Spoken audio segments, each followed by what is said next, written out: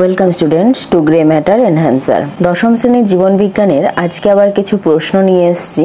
আজকে শুধু প্রশ্নগুলোই বলবো, এই প্রশ্নগুলো তোমরা প্র্যাকটিস করবে, নেক্সট ক্লাসে এর উত্তরগুলো বলবো।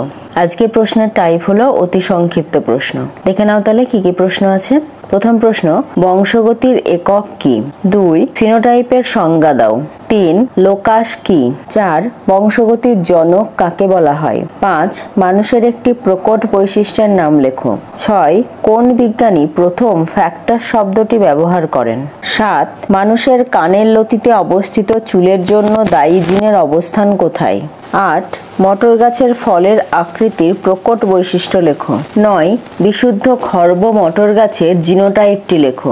10, সংকরায়ন পরীক্ষার জন্য মেন্ডেল কোন গাছকে নির্বাচন করেন?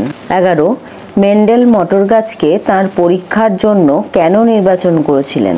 12, জীবের চারিত্রিক বৈশিষ্ট্যের বাহ্যিক প্রকাশকে কি বলে? 13, মেন্ডেলের এক সংকর জননে F2 জনুর জিনোটাইপগত অনুপাতটি লেখো।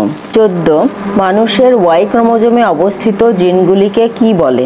15, capital A small a, capital B small b, capital C small c genotype যুক্ত জীব থেকে কত প্রকারের গ্যামেট সৃষ্টি হবে?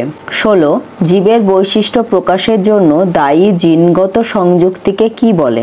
17, একজোড়া বিপরীতধর্মী চারিত্রিক বৈশিষ্ট্য সম্পন্ন একই প্রজাতির দুটি জীবের মধ্যে সংকরায়ন ঘটানোকে কি বলা হয়? 18, প্রথম অপত্যজনুর সঙ্গে যে কোনো জনিত্রীর সংকরায়নকে কি বলে? 19, ক্যাপিটাল T স্মল t সংকেত দ্বারা মটর গাছের কোন বৈশিষ্ট্যকে বোঝায়?